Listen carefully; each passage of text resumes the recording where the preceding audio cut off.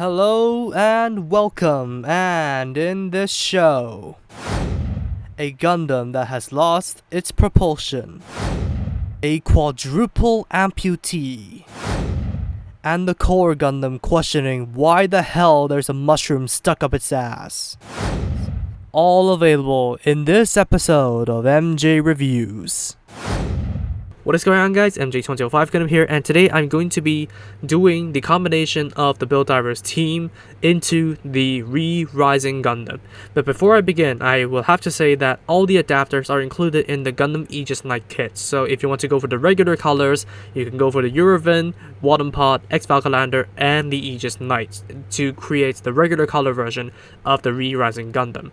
Or if you want to go for the potentially cheaper route, you can go for the Grand Cross Cannon version that is going to come out in September. So this confirms that I'm not going to be buying that kit.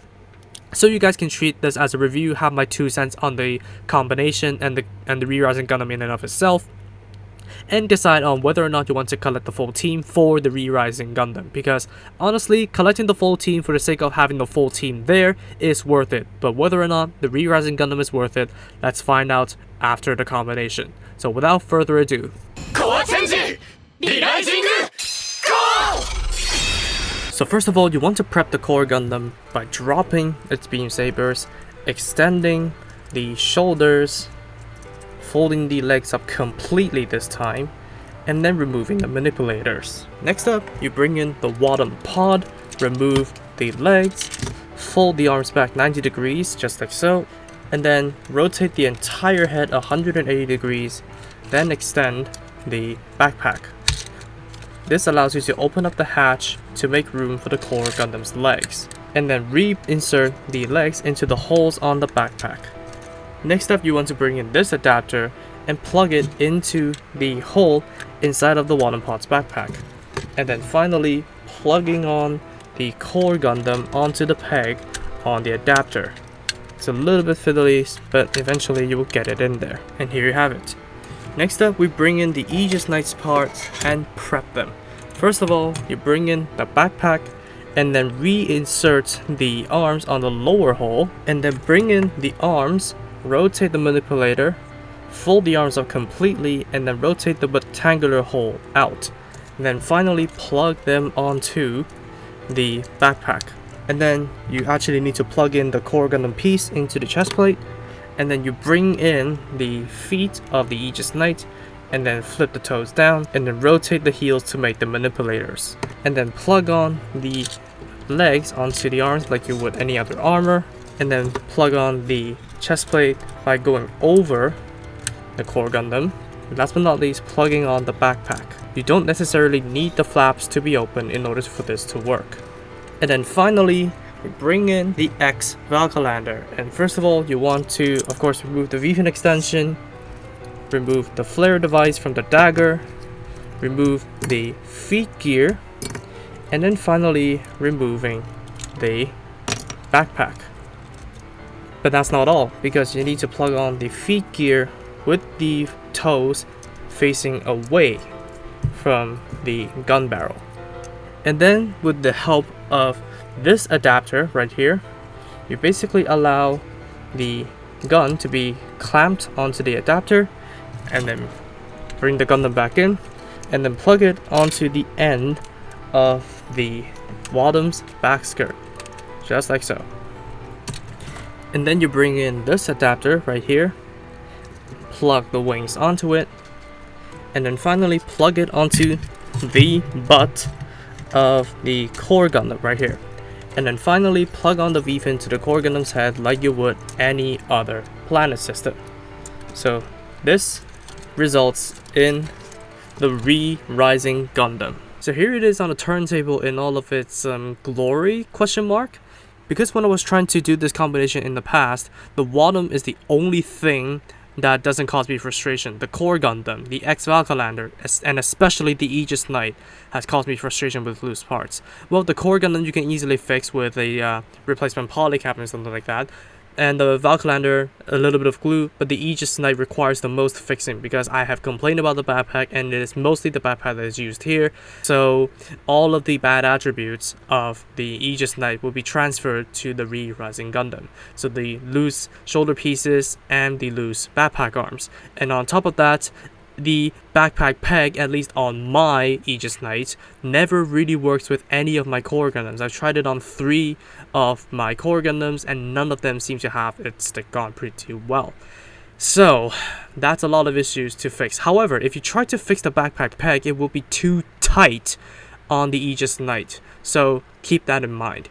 But overall, the design itself, I am starting to grow on the design. It has a shelf presence in there, and somehow all of these kits combining, it has a working color scheme. Like, that's the one thing I cannot believe about the core Gundam. It has so many working color schemes despite the core Gundam itself not changing color at all, which is pretty damn good. And the Wadden pod, I feel like, yeah, I'm starting to grow on it a little bit because I thought it was shoehorned in the past, but the more I look at it, the more I like it, and especially when I thought it was an ingenious idea to configure the Wadden that was never ever made to do this in the first place to actually combine with the core Gundam too. So that is pretty ingenious on the designer's part. I'm a little bit iffy about the arms on the shoulders because they're just dead weight. They don't serve any purpose at all, except for if it uses the arms in episode 26. This was recorded before then, so don't judge me on that front. So overall, the design itself, apart from the loose parts, is a pretty okay design. Still need some time to grow on me though. Let's call this section Articulation and Handling, shall we? Because there are some handling cues that I need to address. So first of all, the head is nothing really too different when compared to the core Gundam, but this gigantic V-fin can fall off very easily. The arms, they are small enough to rotate inside of the shoulder armor, but still, getting in the way of the shoulder armor, it means no good when it is out of the box. So yeah, make sure you actually fortify the shoulder armor. And speaking of which, the arms over here can actually go out to allow the arm to go out that far, but due to the Aegis Knight legs, it starts to get a little bit heavy and you can actually kind of see the core Gundam's arm sagging. And of course, the heel over here, or the wrist now, can actually rotate. And if you consider the foot joint over here that I missed out, you can actually have kind of like a knuckle joint, which is pretty nice. And there goes the stupid V-fin. The waist is no special, and in fact it is pretty good at handling the weight of the extra stuff. And moving on down here, you of course can move the skirts out of the way, and the legs can actually go forwards, not back, because everything is back here. And then of course you can do that over 90 split, really good. And of course the rest of the articulation is the same as the Wadden, which means this thing can run into some balancing issues. However, since this thing does have a pretty long tail that actually touches the ground, you can basically have this thing resting on the tail while just standing there. As for a shake test, that is 8 simple shakes with not too much force, and as you can see, the backpack is basically gonna fall off, there's no doubt about that. But the Valkylander, I think a fresh kit would not have the wings fall off at the backpack. But it's mainly the Aegis Knight backpack that is going to cause all of the issues. And if I hadn't fortified the ball joints of the shoulder armor, they would just fall clean off. So there is quite a bit of fortification to do to 3 of the 4 kits that you need in order to get this thing to be stable. Mainly, the Aegis Knight parts are going to be ruining the fun of the Re-Rising Gundam. Weapons. This thing, it obviously cannot summon the Grand Cross Cannon, so all you can do is to bring in any of these flat beams, preferably pink, and stick it onto the tips of the toes of the Aegis Knight's feet. So there you have it. However, it isn't really slotted in perfectly well because they can actually go adjusted with a simple tap. So all you can basically do is flip people off with a beam saber. So yeah, that's basically all you can do. If not, you want to go through all the torture to put it in a dramatic pose. Or if you want to, you can actually go ahead and take one of the stands that is included in the Eurovan Gundam Wadden pod and Aegis Knight, and then plug it onto the bottom of the backpack right here, just like so. Plug it on backwards and you'll have extra support, so you can pull off even more poses without you worrying about this thing standing. However, still, the Aegis Knight backpack is going to ruin the fun for you. So all this thing can do is summon up beam sabers that are loosely held in there. So for comparisons, let me bring in the original Gundam over here, just so you can see how tall the Re-Rising Gundam is when compared to an average size Gunpla. So as you can see, a pretty substantial height gain for the core Gundam. And let me bring in what's left of the team. First of all, we have the Valkylander right here in the most basic form. At least it still have some weapons, you know what I mean. And then finally, we have the Aegis Knight right over here. Now, of course, you can bring in the mobile doll mate to stand in for the Wandom pod, but if you're talking about these 4 kits, this is all you have left with. So that's gonna wrap it up for the Re-Rising Gundam. What do I think of this combination? Well, for some reason, the color scheme just works, the appearance just works. Sure, the skirts could have gone for a size reduction, but overall, I think it just works. It's still growing on me, because normally when you bash 4 kits together without regard for changing the colors, it just looks bad. But I don't know why, the color scheme just works. And the only thing that this kit has going for it is the shelf presence. That's basically it. Because everything else is just either mediocre or not good. The only thing that can stay together during the entire combination is the Wandom pod. The other 3 kits have their own issues, especially the Aegis Knight, because only the bad points of the Aegis Knight are transferred over to the Re-Rising Gundam.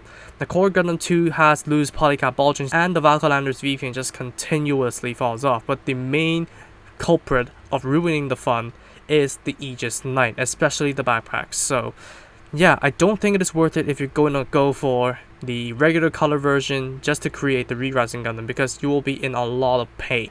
And after you've gone through that pain, all you get is a Gundam that can generate beam sabers from the undersides of its wrists to flip you off. So overall, it's just a 4 out of 10 for me. It's not worth the time and the effort to fix all of the loose pieces just to get a Gundam that can do less than what the 4 kits can do individually. But there is the shelf presence, so I'll give credit for that, so let's not forget about that. And of course, it is worth it if you want to go for the separate display. So yeah, overall it's just a 4 out of 10, but if you guys are gonna pick up the Grand Cross color version, please tell me in the comments below whether or not the structural integrity has improved from the special color coating. So that's gonna wrap it up for me. Thank you all so much for watching this video. If you did like it, please be sure to drop a like, comment, and also subscribe for more Gunpla reviews, Gunpla news, and all that kind of stuff. I'm so sorry to disappoint you guys with the slightly negative review of the Re-Rising Gundam, because a lot of people have been looking forward to this, but that's my views on it. Subscribe for more, and I'll see you guys in the next video. Peace out.